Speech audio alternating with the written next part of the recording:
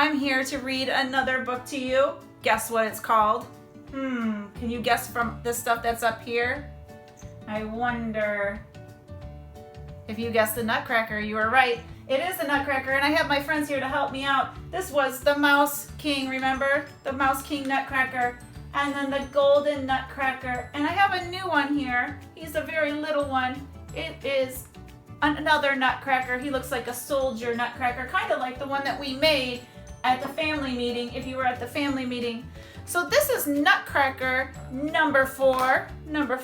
If you were at the family meeting, this is Nutcracker number 5, right? Because you've heard these books. So this one, I really like. I love the pictures of it. And this one's kind of special too, because the first book that we read had a Mouse King that had 7 heads. Do you remember that? I think in this book, this one also has 7 heads. The other books, he didn't have a seven heads, right? So I am going to read this with you. I have to put my readers on. I'm gonna put my readers on so I can see the book. All right, this is called The Nutcracker, and these illustrations are so intricate and have a lot of special design to them. And the illustrator that made those his name is Jerry Smath. So I'm gonna start the book. I wanna show you this though. Isn't this funny? This Nutcracker kind of looks like this Nutcracker. They look alike, don't they? All right, we are going to get started. It's going to be a little bit different than our other book, because they always are, right? Different authors, different illustrators. They might change the words a little bit here and there. It was Christmas Eve. Marie watched the snow whirl outside the window. She and her brother Fritz were waiting for her godfather, Herr Drosselmeyer. Once he arrived, they would be able to open their presents. There he was, coming up the walk. Do you get excited when it's almost time to open up presents? I wonder if he dropped them off in advance and said, "Don't open till Christmas." Sometimes that happens, doesn't it? Everyone went into the parlor. Marie's eyes widened in amazement when she saw the giant tree and piles of presents stacked below. Ooh, how exciting is that? And look at this tree. Back in the old days, they didn't have lights that you could plug in. They had candles on their tree. I don't know how safe candles on a tree is, because what happens when there's fire in trees? Ooh, that might be a little... I hope they were very careful. They're probably very careful. So here we go. We are going to see what presents they got. From under his black coat, Herr Drosselmeyer took out a funny wooden Nutcracker. It was for Marie and Fritz. Whoa! For Marie and Fritz? Did that happen in the last books? It did not, remember? It was just for Marie, and who got mad? Fritz got mad and dropped it and broke it, right? Fritz took the largest and hardest nuts he could find, and before anyone could stop him, had broken the Nutcracker. Oh, he broke it anyway, though, in this book. He broke it in the other books, and he broke it in this book. "Look what you've done!" Marie cried. She cradled the toy in her arms. Fritz was very sorry. He told Marie that she could have the Nutcracker all to herself. Oh, that was so nice of him. That was a little nicer than the last book, because remember, he didn't care. He said it was an ugly thing. I like how this author decided to change it a little bit. Soon it was time for bed. Marie carried the Nutcracker up to her room. Gently, she placed it in a small cradle. Then she climbed into bed and fell asleep. If you remember in the other Nutcracker, she left him underneath the tree sleeping.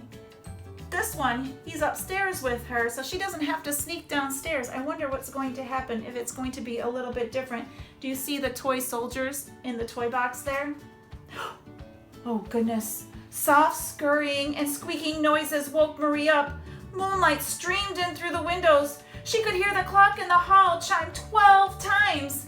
As she looked around the room, she saw an ugly Mouse King with 7 heads. Look, let's count. 1, 2, 3, 4, 5, 6, 7. He has 7 heads. It hissed at her before turning to the cradle where the Nutcracker lay. Suddenly, all of the toys began to move. Oh, her toys are coming to life. Look at all those soldiers. Toy soldiers blew their trumpets, drums beat, horses pranced, and knights prepared to charge. At a squeak from the Mouse King, an army of mice appeared from the holes in the floor and the walls. The Nutcracker leapt from the cradle. He drew a sword from his belt. He drew it out. Sometimes drew, like drawing. He drew it out. He didn't use a pencil to draw it. He just took it out of his belt. So that is another way to use that word.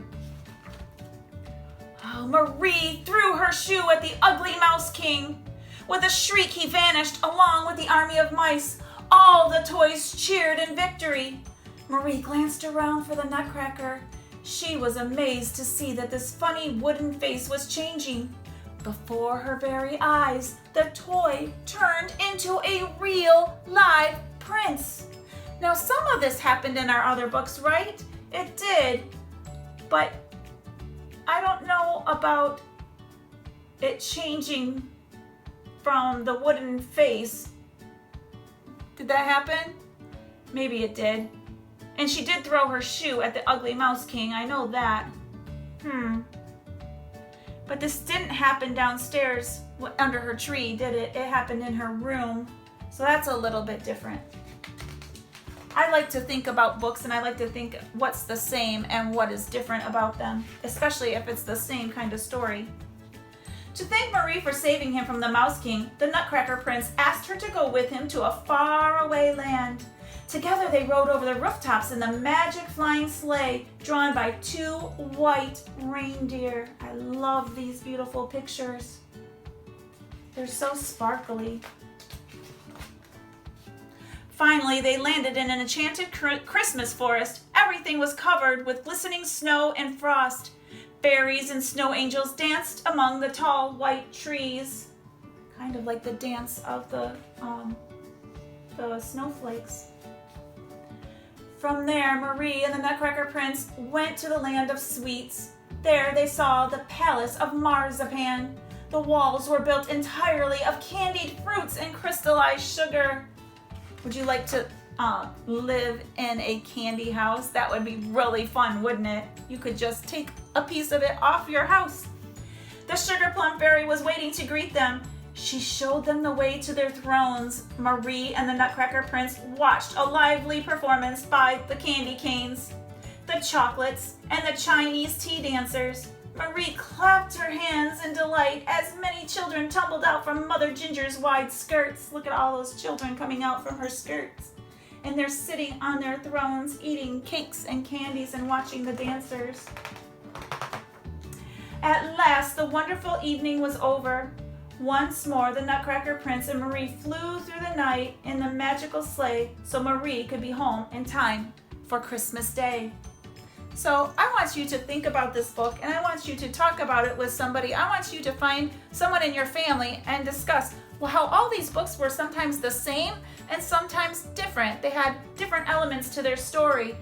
I can take my glasses off now because I'm not reading. I hope you enjoyed this book and I will see you later. Bye.